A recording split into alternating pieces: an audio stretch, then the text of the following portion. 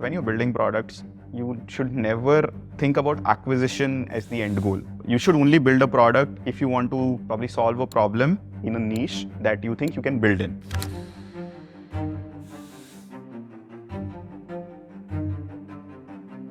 This insane indie hacker called Peter Levels put out this tweet in September last year that he had generated a revenue of 100K in a month. So it's like, wow, how is this possible? For the products that we sold, right? First one was a very stupid pickup lines generator. It sort of went viral. We had 70,000 users coming to it every month without spending anything on marketing. The second one that we sold out was Visualize AI. This was a very specific product in a particular niche. We put it out on the usual listing sites. And because of that, we got an inbound on our emails. They were a real estate startup based out of Canada and they were interested in building something out. They thought that, this could be acquired, and that is how we sold the second product. The idea is to sort of land upon a moonshot, which I can then spend my next 5-10 years of my life building about. If you think that, everyone will use my product, that's the worst way to go about building a product.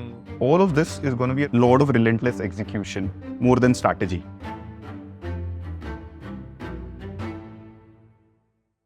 Hey Vatsal, nice having you here. So for the people watching, right, let's start with the who you are, what do you do? Let's start from there. I run an experimental product studio called 1811 Labs. We build fun micro SaaS products across domains, and we sort of build, grow, scale, and sell these micro SaaS products. We have a bunch of products. One of them is a voice-first note-taking app called Audio Notes. One of them is a podcast transcription app called PodNotes. We have an avatar generator app called Avatarize, and we also have a headlines generator app called Headlines AI. And some of the projects that we have sold previously include a tool for interior designers called Visualize AI. So 1811 Labs, it's a studio. You told us that it's a studio. How should someone who's new to the industry, who doesn't understand what a product studio is, how should they think about it? Can you break it down for them? In traditional sense, product studios are generally agencies which build products for other people in a specific domain, but we do not do that. We pick our own ideas. We sort of have a framework on what to work on, build them out very quickly, and then try to unlock newer milestones in terms of building the product better, achieving revenue milestones, and then figuring out what lies next for the product. Is it scale, or is it an acquisition, or it just stays there? Your past is very interesting. So you were a part of Flipkart. You built one of the categories from the scratch. What was that like? Can you tell us a bit about that journey? I joined Flipkart right out of my college. I started Flipkart in 2018, was a business analyst there, and was part of the groceries business. It was a new business being built out, part of the early team. I've sort of done everything on the business side of things, from analytics to sort of leading category as a category manager, worked on building the private label brand in commodities, and then sort of replicating it across FMCG in the home care category, and then leading the home care category, the top line, bottom line, and the customer experience bits of it. Also sort of worked on a lot of horizontal projects involving loyalty, analytics again, product, and a lot more. But on a day-to-day basis, primarily I would sell ghee, tel, atta, all of these things, try to sort of upsell to customers, bring in margins, and then gradually I moved, or sort of what got promoted to be selling Harpex and Lysols of the world. 1811 Labs. So it started because you understood you could build products without any venture capital. Right now, you have 5 products. You've also sold a couple of products in the past. So for any early stage entrepreneur or even a solopreneur, right, who's thinking about launching their own product, how should they even think about a product? What's the framework that you guys use at 1811 Labs right now? The reason why we build ideas, or why we sort of why we don't want to get into the business of building out venture capital funded companies or venture scalable companies, is because that it's not that I did not want to do that. It's because that since I understood the industry a little better, I realized that I never had an idea which could be venture scalable. And at the same time, I wanted to build multiple products. I wanted to sort of explore a lot more, right? And because of this confusion and lack of conviction around a certain idea, I thought, it's best to sort of build something out and also learn along the way on how to build, how to acquire users, how to grow, and sort of understand the whole journey and sort of do it again and again to create playbooks. And once you do so, right, the idea is to sort of land upon a moonshot, which I can then spend my next 5-10 years of my life building about. The framework is very simple. It's a 3-step process. First, does the problem exist? Second, do you have a path to 100 paying customers? And third, how fast can you build it? And is it operations intensive? If the problem exists and you have a clear path to your paying customers, and if it is not ops heavy, essentially it can be built out fast. So that's a great way to start building a product. So now you've launched your product. So the first step, this is the 0 to 1. It's getting to the 0 to 5K in revenue. So how do you get there? I think the first step is to sort of understand who you are building it for. If you think that, everyone will use my product, that's the worst way to go about building a product. And you have to be very crystal clear as to who my user would be. If the problem exists and who does it exist for, and do they have the paying propensity? Once this is clear, then it is very simple. You can focus on building the product for that consumer base. Once the product is ready, you can then sort of work on two things. First is non-deliberate and second is deliberate. Now, non-deliberate, especially in the world that we build in, which is the micro products, indie hacking, or building in public and all of that. What you do is you sort of tell everyone that you're building this on LinkedIn, Twitter, and various other social media channels, Reddit. You build it in public. You do that, you keep on sharing updates. People love consistency. So people will know and then people may tell others and you might sort of land upon a potential customer via that. So you sort of do non-deliberate marketing wherein you tell everyone what you're building, you attack the right channels, you are on these builder groups, you are on Reddit, you are on Slack channels talking about what you're building. Also sharing your failures and learnings, also sharing where you're stuck at. So people will come in and help. And then it so happens that, it reaches the right kind of people serendipitously. And second is the deliberate way. Now that you know who your user is, let's say it's someone who's a lawyer. Now that you don't have the money, you need to sort of figure out where they spend time on the internet. Is it certain Facebook groups? Is it certain Reddit communities? Is it certain Discord servers? Do they follow certain kind of influencers? Do they read certain kind of content? You just have to figure out how they spend time on the internet. And then you sort of attack these channels to sort of put out your product in front of them. And once you do this consistently for some time, and of course, on the non-deliberate side of things, you also launch on Twitter. Once your product is ready, you launch on Product Hunt. So once you do all of the mix of deliberate and non-deliberate, you're very likely to get a few potential users, make your product a little better. And then once that is there, right, it's not that difficult to reach something like a $5,000 or even a $10,000 mark really soon. Let's pick one product from the 1811 labs. So if you had to apply this framework, how did you go about it? Can you give us like real life examples? I think I'll just go back to ideas, how I think about ideas. I think there are three ways in which you sort of come across ideas. First one is you come across epiphanies. You are there and, something strikes you. Oh, wow, I should build it out. The second way is, when you are deep into a domain, you understand a problem and you want to solve that. And the third way in which ideas come is when you sort of look at inspirations of things around you. I'll give you an example of a product that we built out called Visualize AI. I was back home taking care of construction and my co-builder, Rishabh, he's an architect by training, but he's a no-code developer.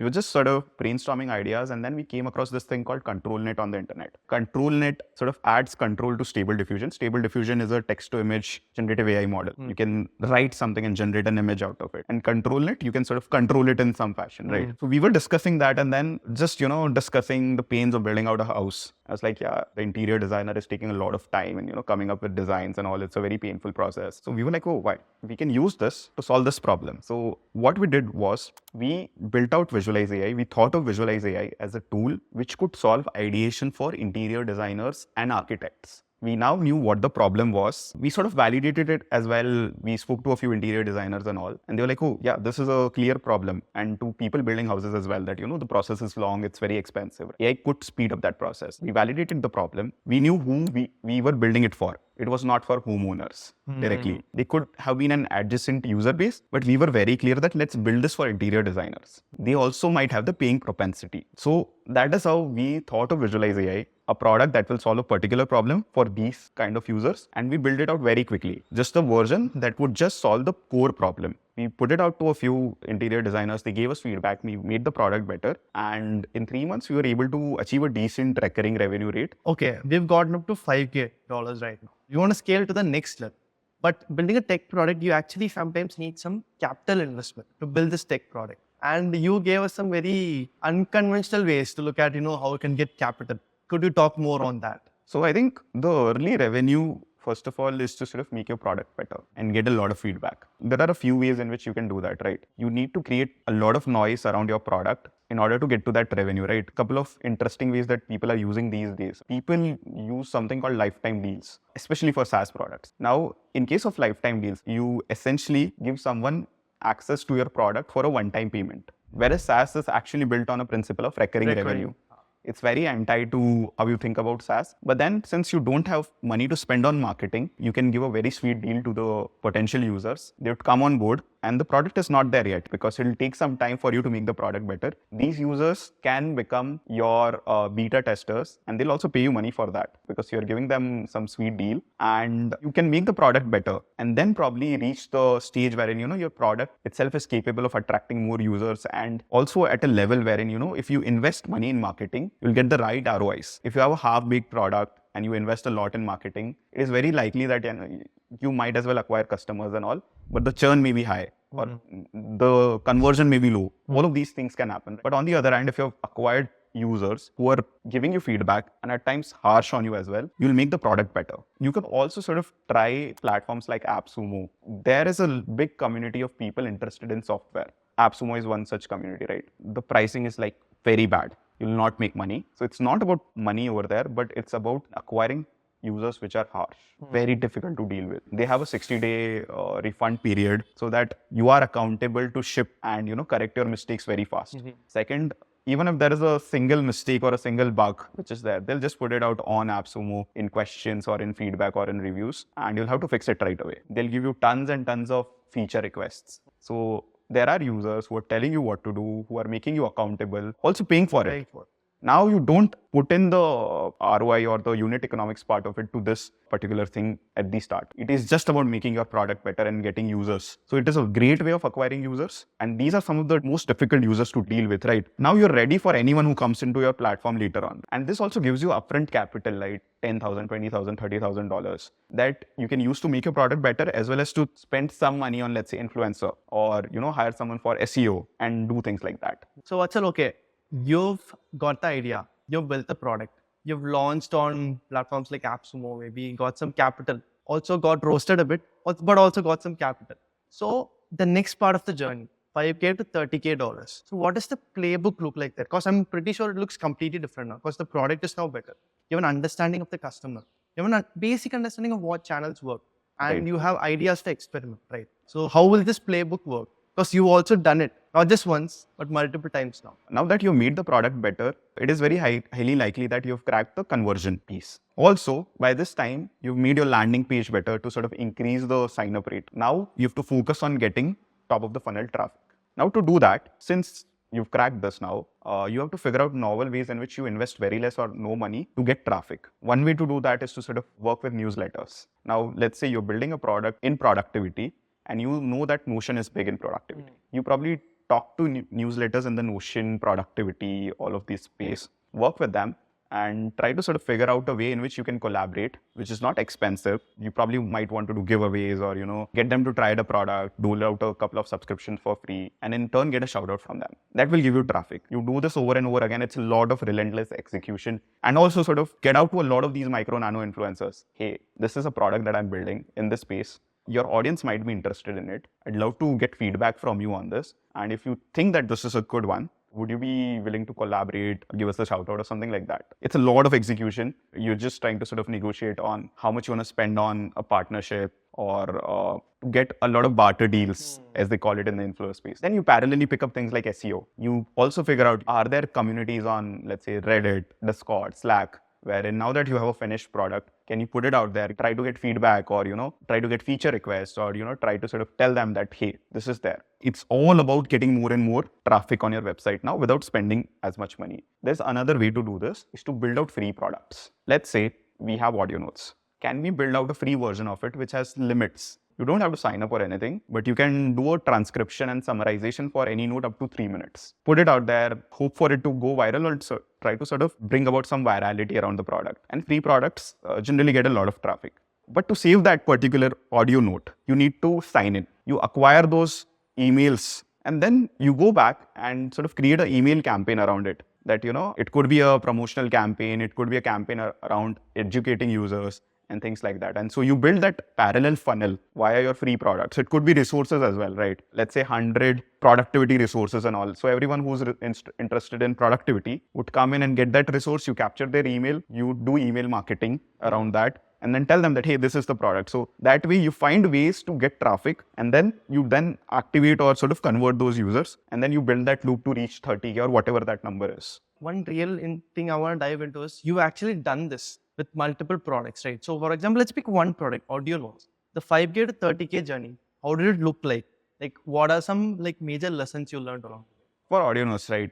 We had a user persona in mind when we started off, and we built the product out for them. But while we built out the product and did the normal stuff that deliberate, non-deliberate product hunt launches, all of these things, right? We figured that there are personas that we thought would use the product, which were not using the product, maybe because we did not reach out to them, but they are not using it. And there were personas that we did not think of who were using the product. So when we got cognizant of that, we started attacking these channels even more effectively. So you have to be constantly iterative and cognizant of who's using your product and how. So that sort of helps you channelize your marketing efforts or growth efforts properly. Second, with audio notes, what we figured that podcasters were a big chunk of users who were using the product. While it was not optimized for them, it is a note-taking tool, right? And podcasters want to transcribe longer podcasts as well. We have a limit of 50 minutes on audio notes, and we also got in feedback that, hey, how do I transcribe my 1 hour long podcast? How do I just transcribe a YouTube link? How do I,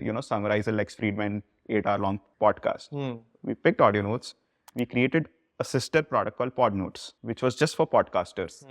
And now we had a product which was optimized for podcasters because we'd gotten this feature request and we'd understood from our users that, hey, this is how the podcasting tool should look.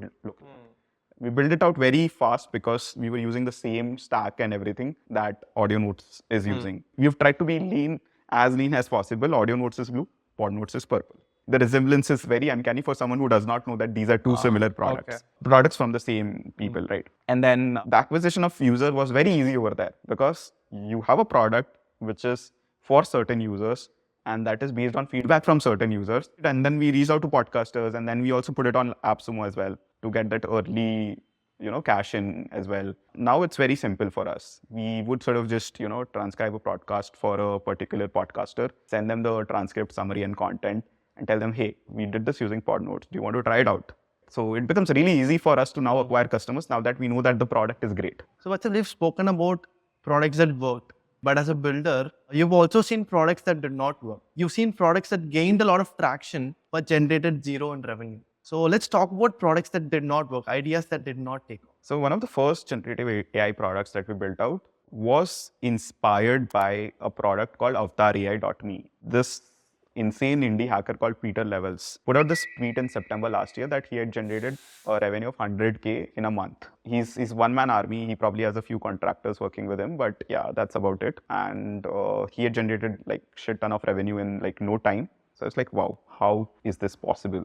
So we dig deeper and, we started working on our first project called AvatarAIs, which was a similar product, an avatar generator, but we also wanted to do headshots as well. You sort of put in a few of your selfies or your photos and get a few avatars, gaming avatars, anime avatars, and all of these things. You also get professional headshots for your LinkedIn, Twitter, dating, and all of that. We wanted to do that. When we started working on AvatarAIs, we focused solely on tech because we thought that that was the hard problem to solve. We spent around 3 months, built it out, and then we realized that we did not know who we built it out for. We had forgotten that piece. And what we did stupidly was that we thought that, this guy is doing it for the world, we'll do it for India. That was something that we decided on the go. We were not clear of that early on. And then we realized that, once we started our marketing efforts on all of these channels, we could barely touch the surface in terms of revenue compared to what Peter Levels or any of these other products had done. People were not simply willing to pay for the product. Someone would sort of DM us on Instagram because we're targeting Indian audience largely. Can you give me a picture for $50? Whereas our cost is like 700, 800, around $10. You can't give something for 50 rupees. And we realized that, India as a market had huge potential, but the current cost of doing this was not in tune with the paying propensity. And hence, this was a problem we shouldn't be solving for that market right now. And then we sort of went back to the board and we thought that, we'd sort of work on a headshots generator. That picked up well, that did well. But again, right, we were still not so clear and the baggage of our past was not sort of leaving us. And overall, the best we could do was we reached somewhere around, let's say, $3,000-4,000 a month in revenue at our peak. That's the most we could do. Overall lifetime revenue was fairly decent, but nowhere near what was possible just because we were not so clear in terms of who we're building it out for. And we were just solely focused on the tech side of things. So you told us about newsletters and a lot of interesting unconventional ways to market. So subreddits, you mentioned something very interesting about subreddits and how we got a lot of users from them. Can you tell us a little bit more about that? Reddit again is a difficult place to sort of market products on. If you sort of put out posts which are very clear that you're marketing a product, they will take you down. And even if not, right, Reddit users can be hard. They can roast the shit out of you. But having said that, right, Reddit has like insane traffic. You have to figure out ways in which you can leverage that traffic for your product. Of course, you can do the bare minimum of sort of going to these subreddits called side project, entrepreneurs, and all of that, right? But real value would come in if you would sort of go to, let's say, a very niche down subreddit. We figured that, audio notes could be used by people with ADHD. So we sort of went out to that subreddit and we just spoke about how could a product like this could help and wanted feedback of the community, from the community around it. So we did not put out the product or, spoke about it in general, indirect way of sort of putting the product out. We got a lot of good feedback, first of all. And then people got interested and then we would put out links that, hey, this is there. I'm not promoting it. We were very careful about it. For Visualize AI, we spoke of how are different products in AI challenging the status quo in the whole architecture space in which how things are done. We got a lot of roasting. You can't be creative with these products, blah, blah, blah and all. But at the end of it, people got to know about a product from this. And that is what we wanted. So you also told us about some stories where you sold products, right? So could you dive more into that? When you're building products, you should never think about acquisition as the end goal. You should never be the starting point on why you want to build a product. You should only build a product if you want to probably solve a problem in a niche that you think you can build in. Because if the incentive is not right, you'll end up building something which is not good and you will not achieve the outcome that you sort of envisioned to. Now coming back, right?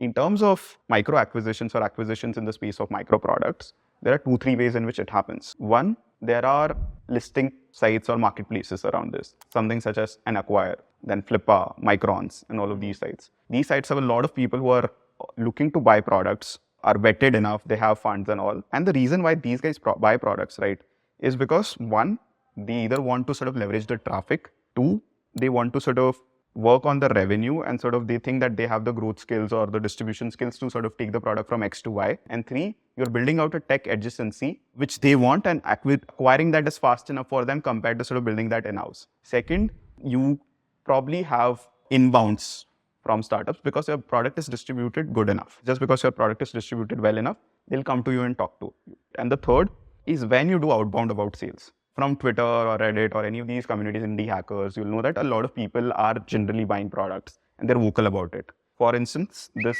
guy called David Chan bought PDF.ai for I think $20,000-$30,000 or something like that and scaled it to a $40,000 MRR. And he's very vocal about acquiring products and scaling them and growing them. You could just DM them and tell them that, hey, David, I'm building out this. Would you be interested? For the products that we sold, right? First one was a very stupid pickup lines generator. We built it out very quickly.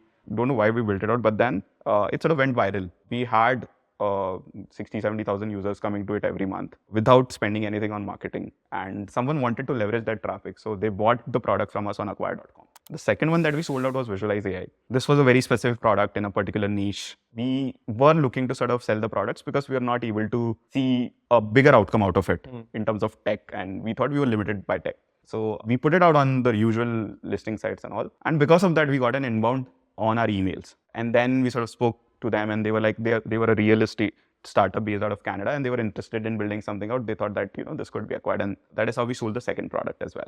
In building these micro products, you mentioned prosumer, which is a very interesting and fascinating term. So what's a prosumer for the viewers watching, right? And how should someone think about prosumers and also the bigger B2B play, which you can reach by building for the prosumer? When you think of customers, right, especially in the micro product space, it really does not make sense for you to build out a product wherein a user does not give you anything lower than a $25 odd amount per month. It's just not sensible for you to build something out like that. Now, $25 a month is a sizable amount of money for some, right?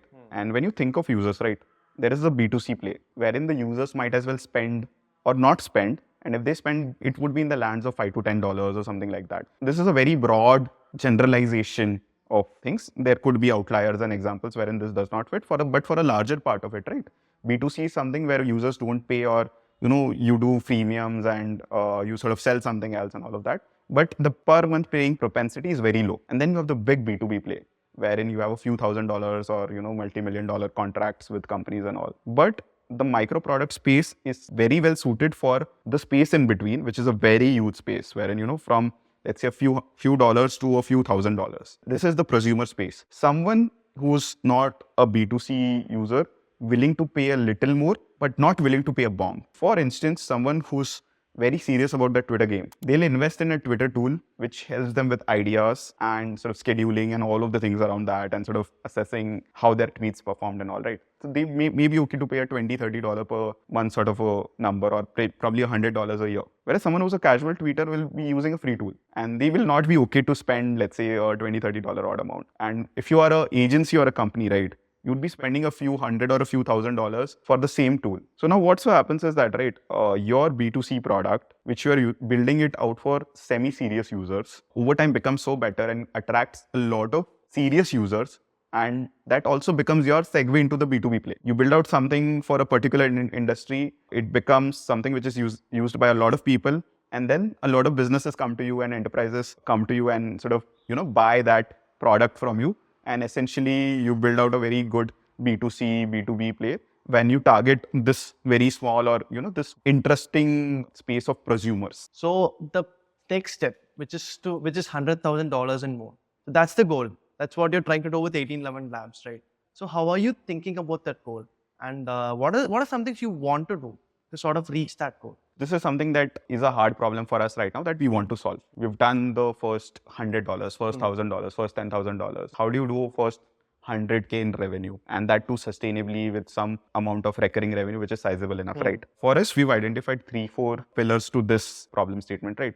First one is SEO. We want to crack that. It takes a long time to do that. But once it kicks in, you get a great amount of organic growth that we've sort of seen happen with a lot of people within the space. Second is build out a lot of content, short form content, video content.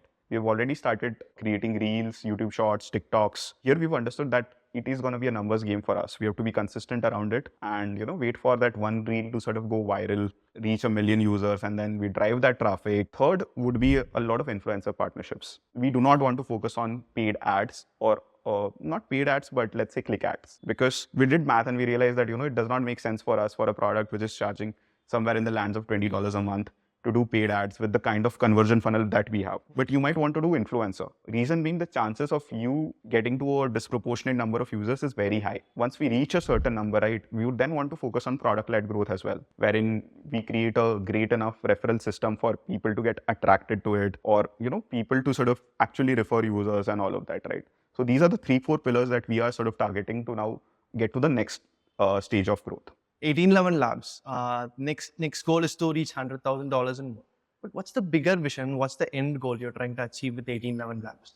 The larger goal of doing this is to have fun and learn along the way, and also help people who are interested and passionate enough to do it. Right now, the short-term focus is on unlocking new milestones. In terms of learnings, we don't see 100K as a revenue milestone. It is a learning milestone for us that we can sort of create a playbook around to replicate it across a bunch of apps. And when you sort of build out so many learnings around so many products and you want to help people, it might so happen that we might want to sort of go in a way wherein we help a lot more people, probably as an incubator, but do this in a structured fashion so that you also do this again and again at scale, and also help a lot of people do this at scale, so that you create that ecosystem wherein, a lot of people could come in, build products, monetize them, and figure out whether they want to go to VC way, bootstrapped way, or, just come in, make something very useful, do some growth, reach some revenue milestones, and probably get that product acquired.